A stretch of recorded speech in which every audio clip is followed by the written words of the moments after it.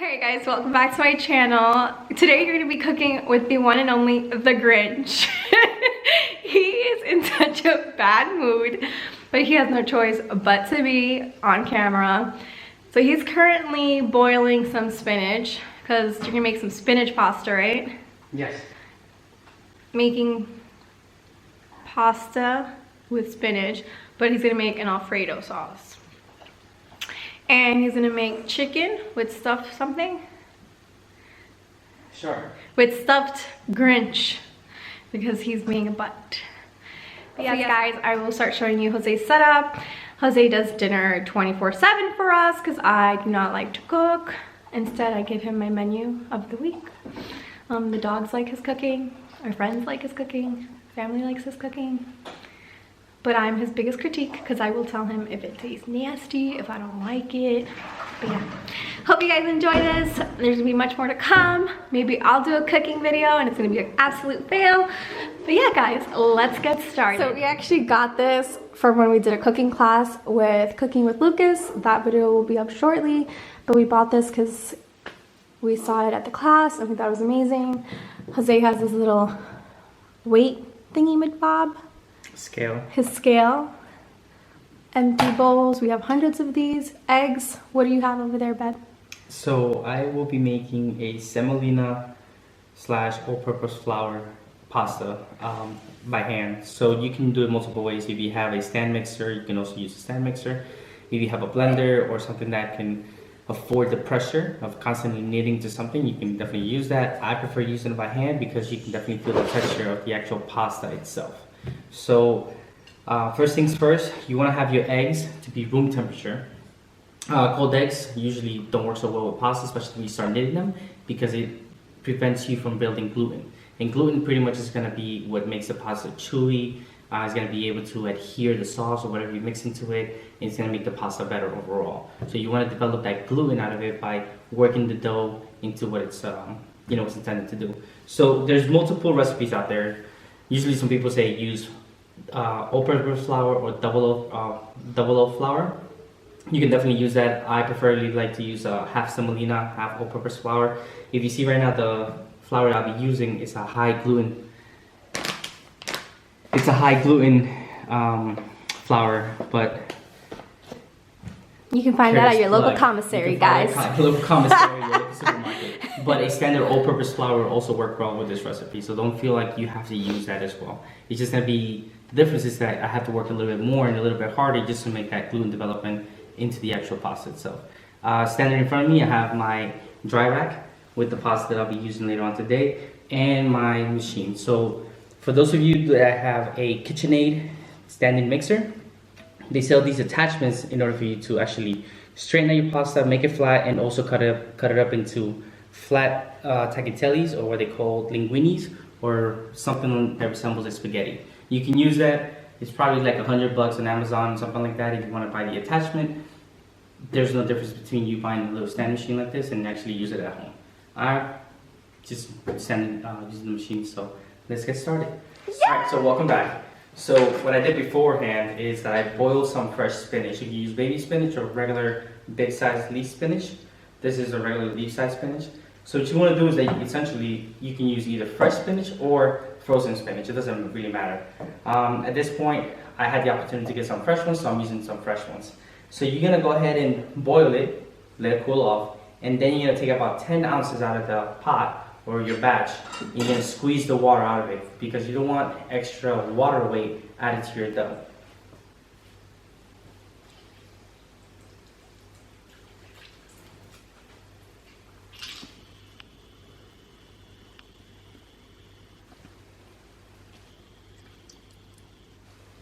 Okay, so once you squeeze the water out, you're gonna go ahead and weigh this 10 ounces. I happen to have a scale, or approximately, just look at your carton of your frozen packet, and you should be able to just cut it in half, or just measure it in that way.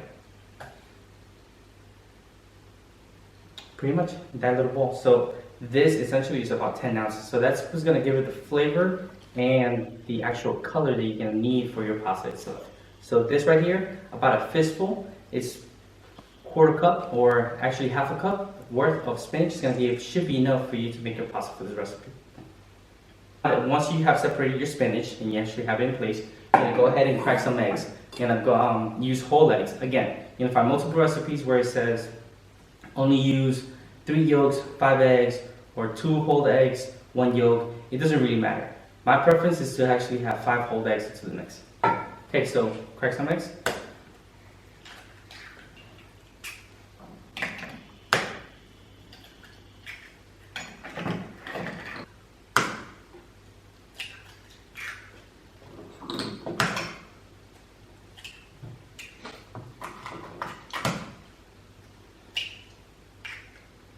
Okay, so now that I have my 5 eggs into my bowl, my 10 ounces of spinach, I'm gonna go ahead and bring it over to the blender, and you're just gonna create a quick blend. I wanna pretty much emulsify, bring this together, because that's gonna be the base that I will use in order to make my actual pasta.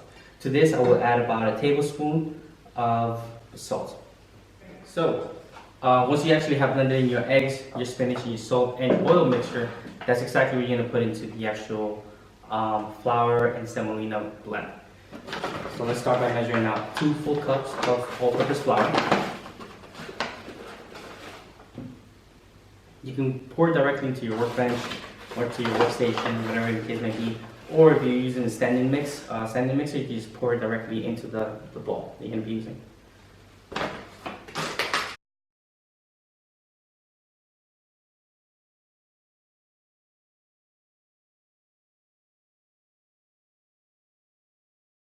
Okay, there you go. So you're gonna see the fact that, of course, once you pour one over the other, you're not gonna have a perfect blend. So you just go ahead and take your hands and mix it in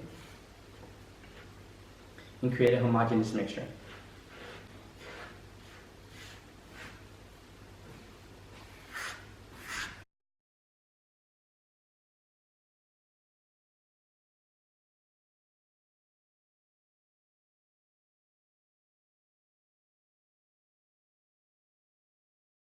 So once you actually have created your pile or your dough itself, what you're going to do is you're going to make a well in the middle. The well is going to be big enough to contain the actual liquid mixture that you just created. So at this point in time, what you see me doing is pretty much making an opening in the middle of my flour mix, ensuring that there's no crevices or areas where the liquid's going to spill, and I'm slowly going to pour it in.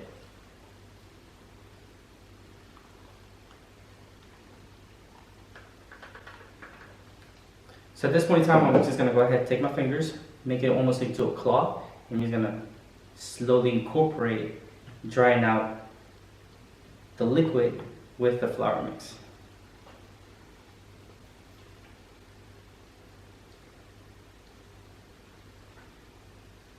Slowly, as you're actually incorporating the pasta mix, you're going to see that your well is going to get larger. That's completely fine. Your actual mixture is going to become sticky. It's going to go ahead and mix all into one, but that's perfectly fine. That's exactly what you want, because that liquid is going to blend well with the actual pasta itself.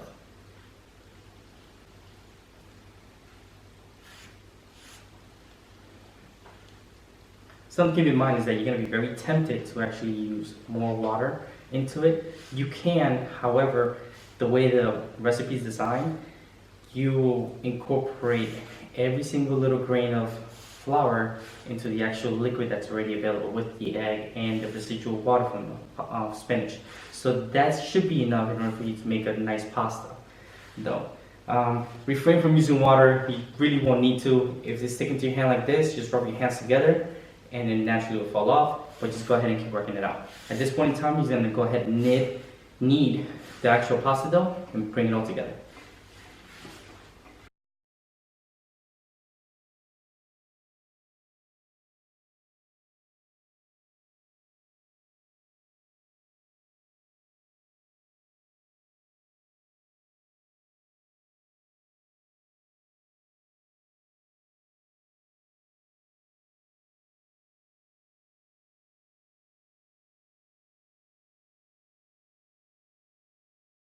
In the kneading process, you're going to find yourself seeing the pasta very crumbly, kind of separated. Some chunks are together, some are not. That's completely normal, that's completely fine.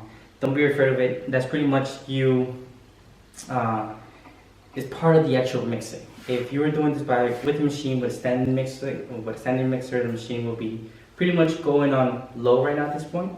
You don't want to start too high because then the pasta itself won't necessarily blend well together. As you start making the pasta dough into a better mix, you can bring up the actual speed a little bit. By hand, it's extremely difficult to over knead the pasta. However, it's actually very easy to do it with a standing mixer, so just keep an eye on it. The pasta will pretty much tell you when it's ready, and I'll let you know when that is.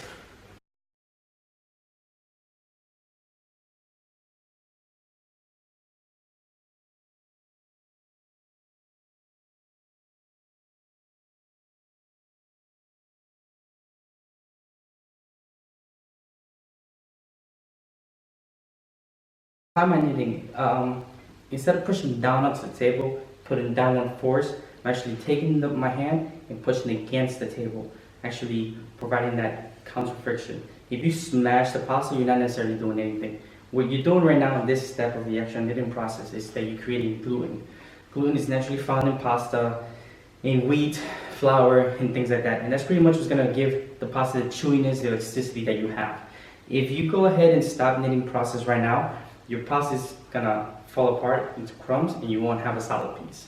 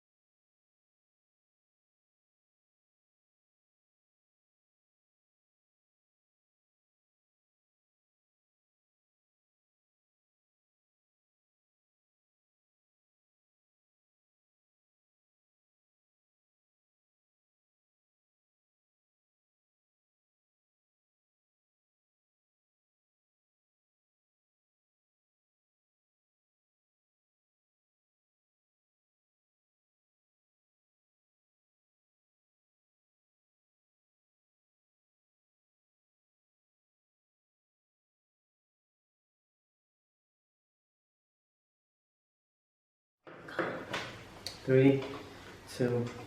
So I've been working this dough for a while now, about 5 to 6 minutes. And as you can see, the consistency has changed greatly. It used to be a crumbly glob of dough that's separating. It's still not ready. You know it's not ready because as I move it and I work it, instead of stretching, it cracks. So I'm just getting there. As you can see, I did not need any more water. I didn't add any more liquid to this mix. It's just a matter of you working the dough, and naturally you're gonna build those strains that make the nice pasta chewy and flavorful, and it's going to allow the sauce to cling into it. So the method I'm using is pretty much a crossover, almost like a heart shape. Grab it, push it to one side, bring it back, and push it again. So I'm pretty much using my fingers and my palm to push across the table. Once I get a decent size, if I'm tired working that side, I just go ahead and flip it over, and that's going to ensure the pasta is not overworked in one area and the other side's neglected. What you can use is what I'm doing right now. You rotate with one hand and you press with the other. So right now I'm rotating with my right hand and I'm pressing with my left. Same concept, different technique. This is just for me to ensure that the pasta stays within this local area where my workspace is.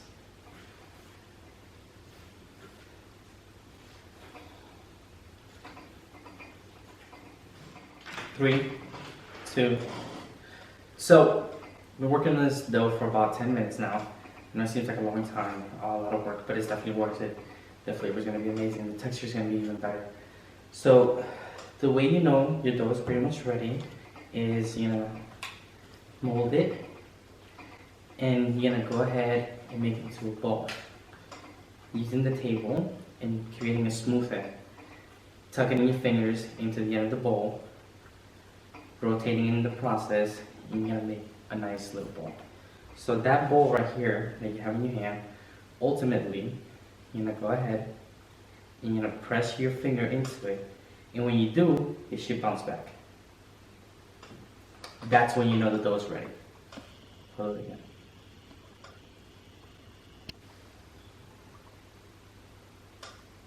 So at this point in time, we've pretty much been working on this dough for about 10 minutes, 12 minutes. You leave it up. The gluten needs time to relax. You stretch that out to a point to where the gluten is pretty much created itself as much as it can, but it needs to strengthen those bonds. So with that being said, you're gonna go ahead and put it to the side. Either put some cling wrap on it or a regular clean kitchen towel, and you let it go ahead and rest in the sun for 20 minutes. Welcome back. So our pasta, our dough has actually rested for about 20 minutes. So I'm gonna go ahead and take it out of the bowl. At this time, you're gonna see that the consistency changed a little. Not to worry, it's still manageable. You can still hold it. It still has a nice little bounce, and actually, if you pay attention to it, the bounce is even more pronounced than before. So what you're gonna do now is that you have your little standalone pasta mixer or pasta maker, and you're gonna go ahead and cut it up into 4 equal pieces. Those 4 equal pieces, you'll be distributing it into the actual machine, and you'll be creating your very own pasta today. So for this recipe, I'm going to use a wide noodle, wide flat noodle, somewhat as linguine.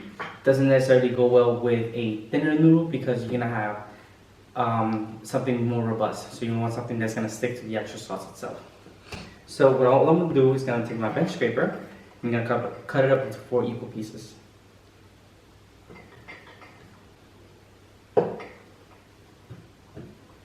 Place that aside. Okay. So you're gonna do that for something like this. This little cord is gonna give you at least 2 portions, 2 to 3 portions.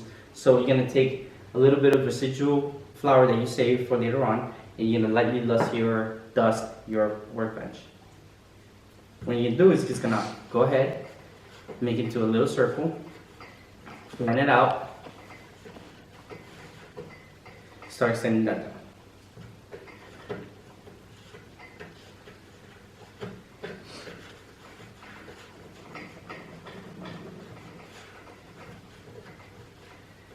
It's gonna look something like this. Once you have this, it's gonna the flour is gonna prevent the actual pasta dough from sticking to the actual machine, but also from sticking to the surface.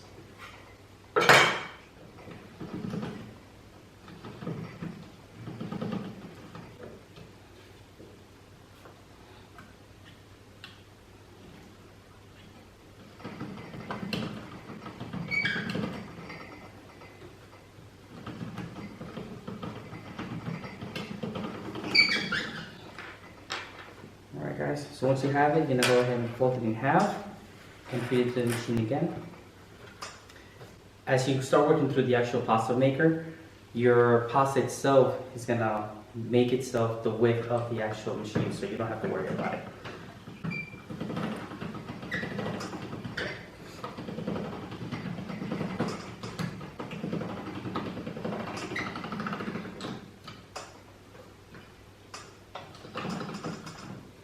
And if the pasta starts rolling out a little bit uneven like this one is, just go ahead and fold it in half and make it even again. And you're gonna keep doing that until you have a nice solid piece that you can work with.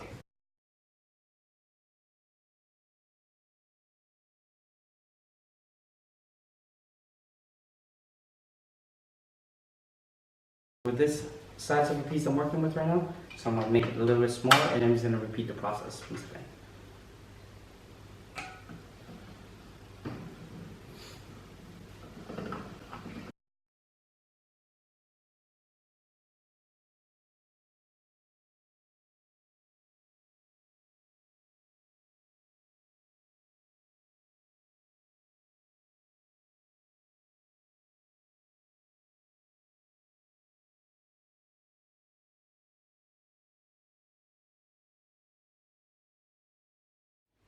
So if you can remember, I already folded about 3 times. At this point in time, I like to fold it once more, and then from here, I'm just gonna keep extending the dough in order to make it my nice final product.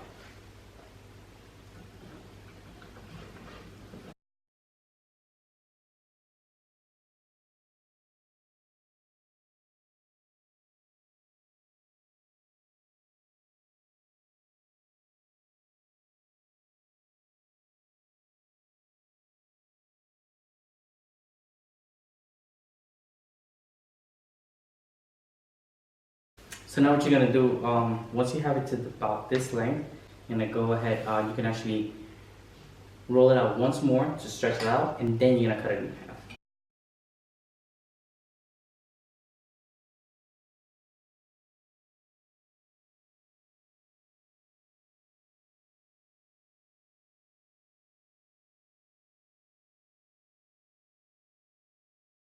Your pasta, this is pretty much your noodle, which is going to be what we're having for dinner. It's recommended at this point in time you go ahead and dust your workbench once more, preventing it from sticking to each other. And you ensure that both sides of the pasta come in contact with the actual flour you just dusted.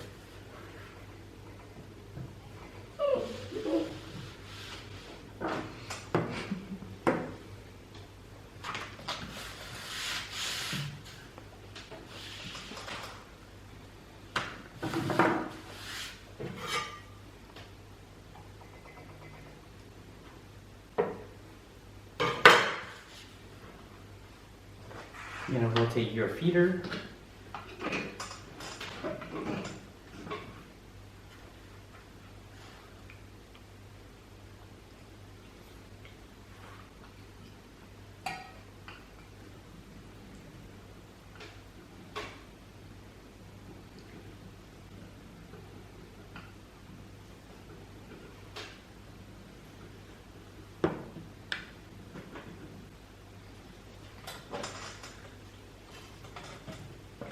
You're going to take your actual drying rack.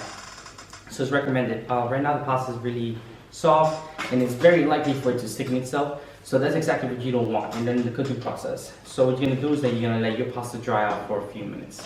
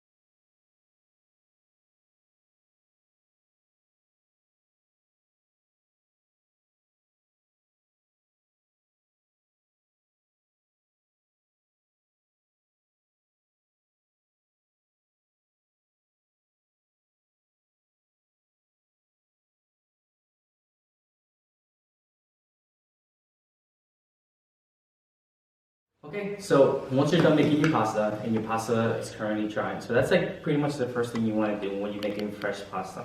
You want to make it first before the extra protein or whatever you want to have it with on the side, because it's going to need that resting period. It's going to need that time to actually dry out, so that when you put it into the actual water and you cook the pasta for approximately 3 to 4 minutes, it doesn't stick together into one massive glob of dough. So right now the pasta's drying on the side. So in the meantime, what we're gonna do is that we're gonna go ahead and make the stuffing. So I was lucky enough to go to the farmer's market this weekend and I found fresh artichokes. They're in season, fresh from the farmers, along with spinach. So I figured why not make it fresh. Spinach and artichoke dip or stuffing to go with some chicken breast. And along with that, we have some spinach pasta. So you're pretty much building up the flavor profile of spinach throughout the whole entire dish. So the first things first, we're going to take the remaining of our spinach, which is approximately a cup worth. I squeezed out the water as much as I can, as much as I could, and I'm going to go ahead and place it into my mixing bowl. I'm going to go ahead and chop it up fairly rough chop, in other words, to make sure that when you actually bite into it, you don't take a long stem and it doesn't make it less palatable.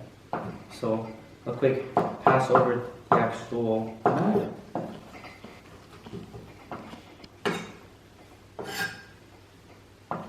One rough chop. You're also going to do the same if you use frozen spinach as well, because they freeze the entire leaf, they don't chop that for you. So unless this has chopped spinach. So that goes into the bowl.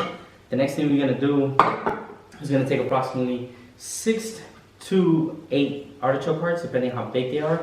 So I have some medium-sized ones, I have some large ones. So I'm about to use 6 or 8. We'll see how this goes. So artichokes, there's a ton of videos out there that you can go ahead and watch and see how to cook them. With these, you can buy them canned, you can buy them pre-made. You want to give them a rough chop. If you are buying them fresh, just make sure you probably clean them up. And you clean the interior, the white fuzzy part that's inside the actual artichoke. So artichoke gets its name because the white fuzzy interior is what makes you choke. So artichoke.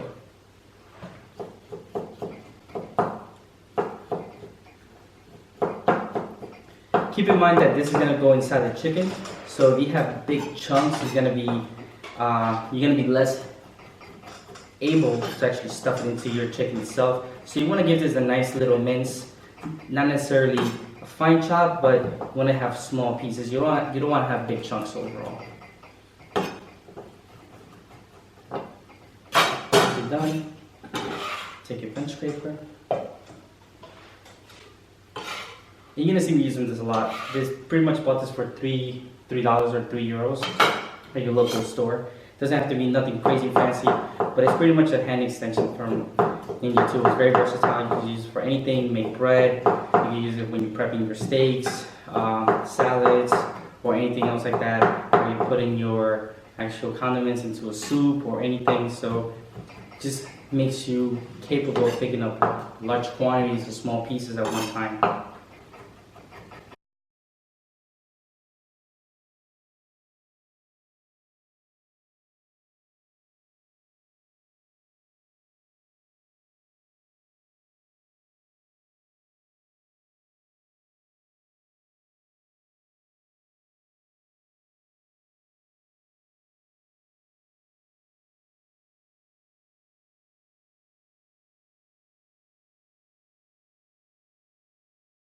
Take your scraper, put it into the bowl. Okay, so now we have a fairly equal amounts of artichoke hearts and spinach on our actual mixing bowl. Pretty much looks something like this. Don't be afraid to use your hands. I definitely will. So once you're done with that, the next part of this is actually going to be your cream cheese, your Parmesan, and your mozzarella.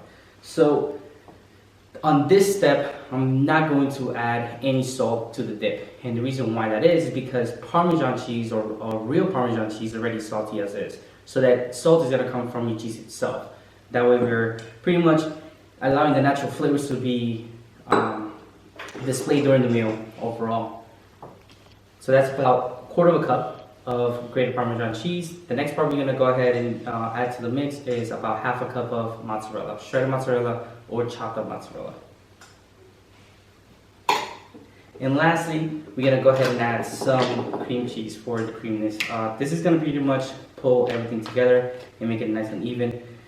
We're going to go ahead and add about 8 to 10 ounces.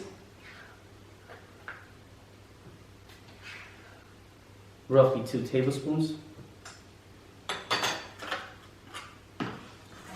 And last but not least, and chop up some garlic. So we're gonna mince, definitely mince. You mince means finely chop. First thing you do to peel garlic, you take the flat side of your knife, smash it down, and pretty much it's gonna do is gonna separate the skin from the garlic from the actual garlic bulb itself. And it should look something like this. I'm gonna go ahead, trim off the edge. Watch your fingers. Tucking your fingers in. 2 fingers over one. You're gonna go ahead and give this one cut over the middle, and just chop it up.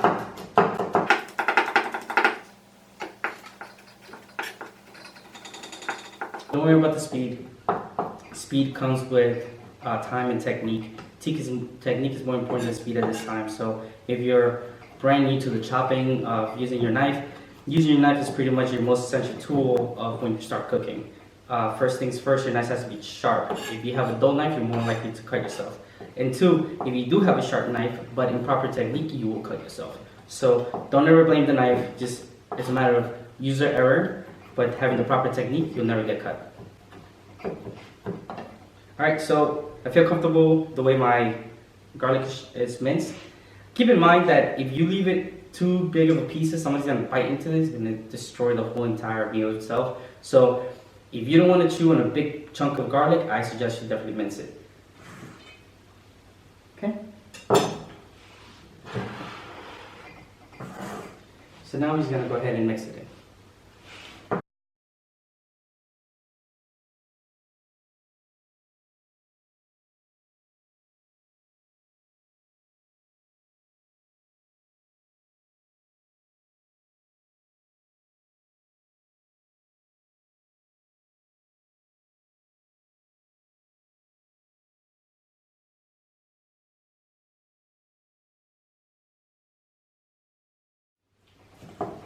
I'm gonna go ahead and taste it for salt and pepper if you see if you want some.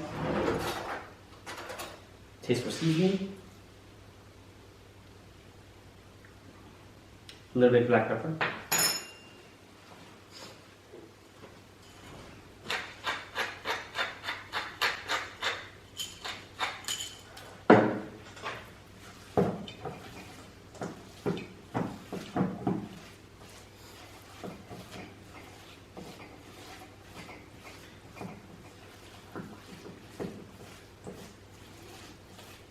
So now that you make your actual stuffing or your dip, you're gonna go ahead and place it aside. You're gonna move over to your protein. So we pretty much finished our dip. Our pasta is currently drying. And now we're gonna focus on our actual protein. So the meal, we're actually gonna use some chicken breast.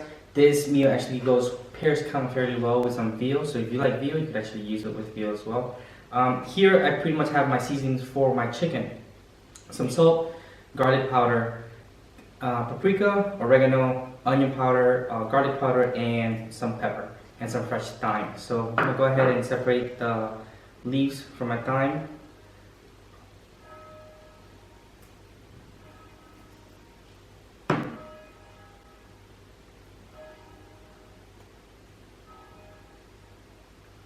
Random church bells. Sound of Italy. Gonna give it a rough chop.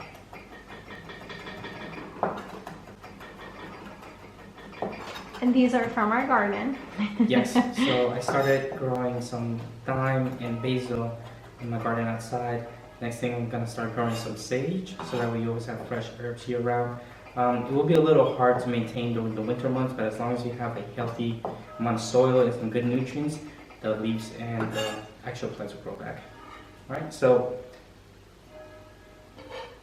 this is the seasoning for the chicken, so just keep that in mind. So I pretty much placed it here. The measurements are pretty much one teaspoon, and everything else is half a teaspoon. So I placed it like this so you can kind of get a visual of the amount of seasoning you're gonna have. This one right here is some kosher salt. I'm just gonna mix it. The reason being, you can use a shaker, you can use other different methods, but right now I'm just gonna show you a way of seasoning your chicken without actually having to grab one piece at a time and placing your condiments on each one, having your hands dirty. So if you do this step ahead of time, pretty much it saves you from cross-contaminating all your other condiments and containers with chicken. So now that you have that ready, I'm gonna go ahead and grab your chicken. This chicken right here is pretty much full chicken breast. I get it from the local market. You can buy skin on, skin off. Skin off is easier. This one actually has the wishbone still intact in the middle, so I'm gonna have to remove that before we actually separate the pieces.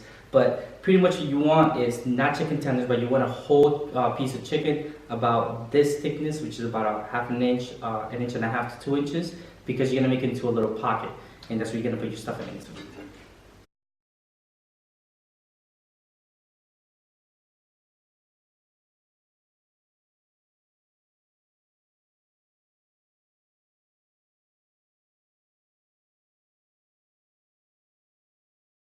Keep in mind that you're going to be stuffing this piece of chicken breast, so the least amount of cuts you do into it, the better it will be, because you don't want it falling apart during the cooking process. Okay, so now you have that. So if you look at the chicken, a complete piece of chicken itself, it has the chicken tender, which is that inner loin portion of the chicken that people pay extra for. But in reality, what you want to do is that you want to hold it to where the curved side is on the palm of your hand. Put it flat on your working area. And taking the tip of your knife, I'm gonna go ahead and slice it in. Let the knife do the work. So keeping your thumb away from the knife, you're gonna go ahead and keep your fingers together, palm on top of the chicken. You're gonna go ahead and cut it in. Do a serrated motion. You're not gonna cut all the way through, so pretty much what you're making is a little pocket. This pocket right here is what you're looking for. Exactly right there. So that's where you're gonna put your whole entire stuffing. And you're gonna do that for all pieces.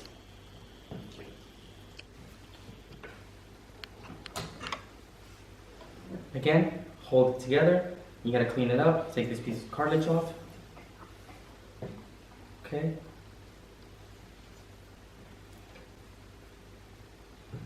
Now the chicken's good. Feel for any other remaining cartilage. Palm, hand together, finger away from the blade. You're gonna go ahead and put the sharp end of the knife, the point. You're gonna swing it back and forth. And you're gonna create a pocket. Ensure that you don't actually make a whole entire complete slice, like a bun of a hamburger bun. It should look like this. This is your pocket right here. Repeat that 4 times and prepare your stuff. So now that you have your chicken prepared, now you're gonna season the outside. So you're gonna grab each piece of chicken breast, you're gonna place it on top of your seasoning. Have it on top. Make sure it's properly coated, and you're gonna go ahead and place this to the side.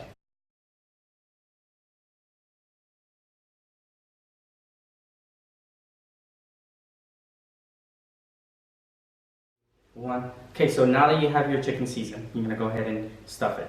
So have your stuff ready on the side. Open up your chicken breast. You're gonna pretty much stuff it. You can use your thumb to hold it in place.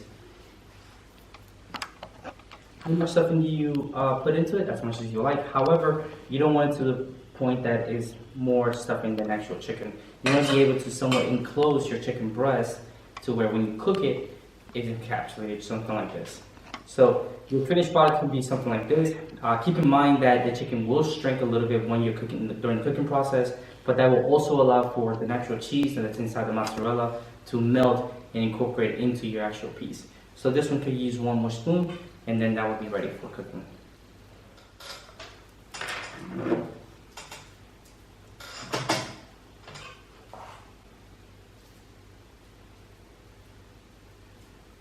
There you go. This is piece number 2.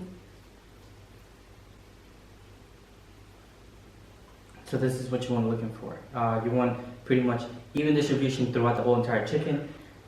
Preferably when you were cutting your pieces of chicken in half, you make sure that they were quite even, because it's gonna even slices will promote even cooking. So if you put it on the skillet, this one side will cook around the same time that the other side will cook.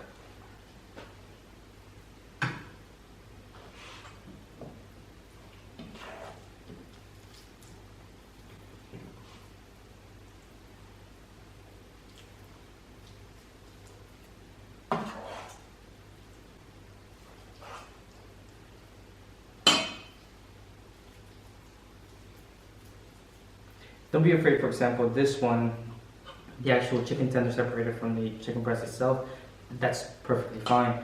Again, this would be a perfect scenario where you will use a toothpick to hold your chicken in place. Here you go. Again, this is what you're looking for.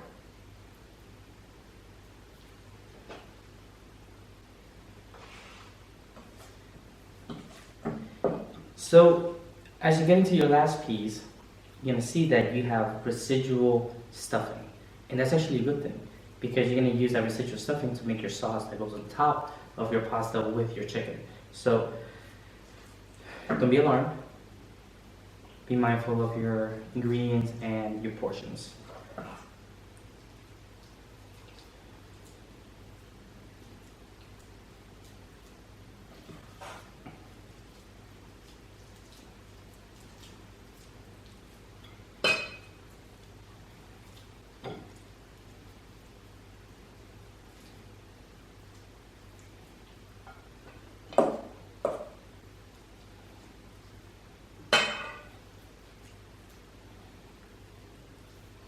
Okay, here you go. So this is your last piece. You're gonna go ahead and place it to the side.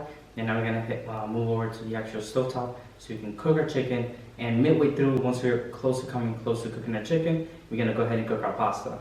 What I want to do before I start anything, clean my hands, clean my work area, but I'm gonna start boiling my water for the pasta itself. And I'll talk about that. Go ahead and remove the piece of chicken, right? They coated in the sauce, soaked up all that good flavor. Go ahead and remove it, place it on the side, leave the sauce on the actual saucepan. Get it? Saucepan?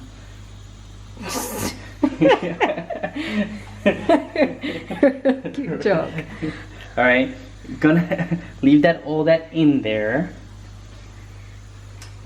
and now same tongs. I'm gonna go ahead and reach into the pan itself and take out the pasta from the water bowl into the sauce.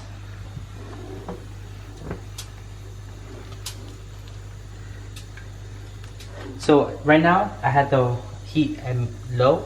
I'm gonna go ahead and raise up the heat to a medium. Thicken up the sauce a little.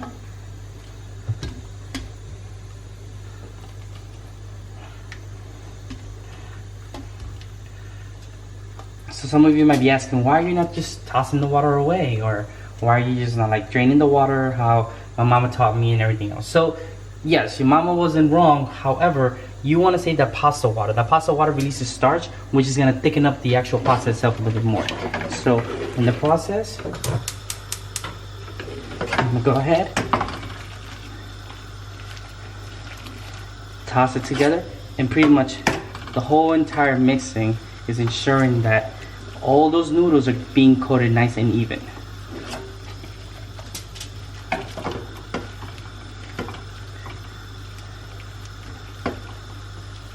And this is your sauce, guys.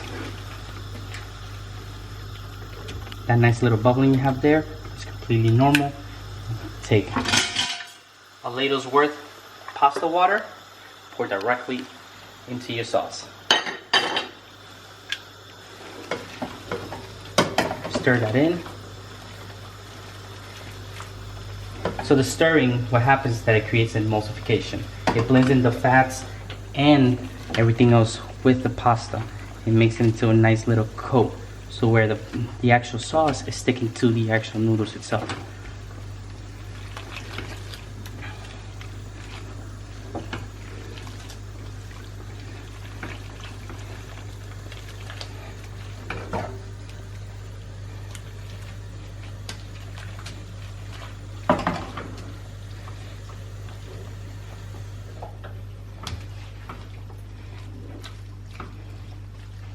So I've been stirring the sauce to ensure that it's not soupy, to ensure it's nice and thick. You know, because when you clear the pan, it leaves the actual streak. It doesn't cover itself back together. So that's how you know your pan and your sauce is ready. So turn on your heat. Now you're gonna go to your plating.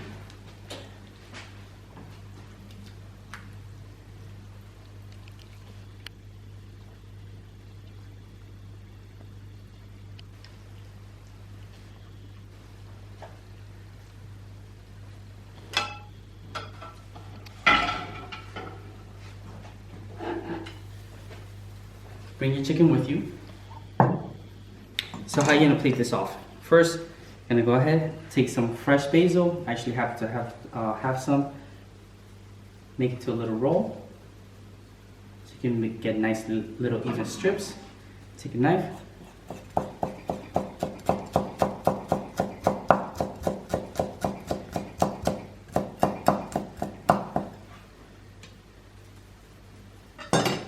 That's it. I'm gonna take a long fork, okay. What you can do is one long fork that you use for grilling and a spoon. Go ahead and dig in.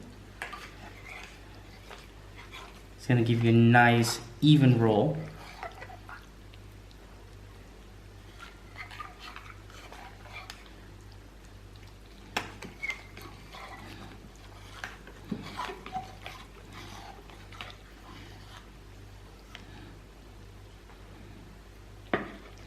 Put it on the plate.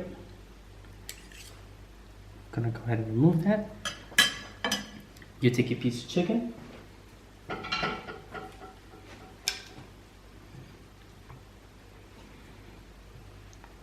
Plate that off.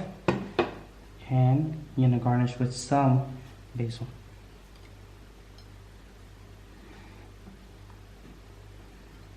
Last thing you're gonna do, if you have some,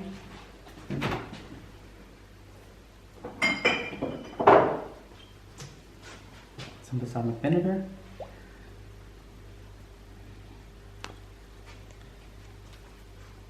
And finish off with a drizzle of a little oil.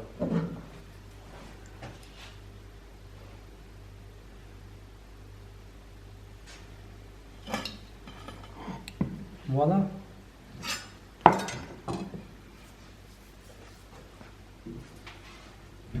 Alright guys, so you just finished watching Cooking with Jose. That's when he made his spinach pasta and his artichoke or chicken breast stuffed with artichoke dip, which was so amazing. This is a very heavy dish, so if you are like lactose intolerant, this ain't the dish for you.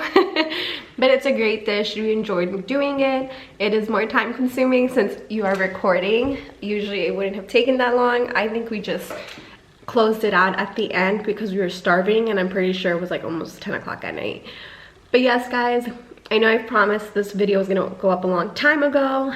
It just wouldn't upload on my computer, so finally I had to re-upload everything on the other computer and edit all over again. Guys, if you enjoyed this, please give us a big thumbs up, give us a billion likes, and don't forget to subscribe. If you like watching Jose cook, just let us know what you want to see him cook, and we'll try to make it for you guys here in Italy. I hope you guys had a great time. Please don't forget to subscribe. It really does help my page, my channel. It lets me know what you guys like to watch. I hope you have a great day. Bye.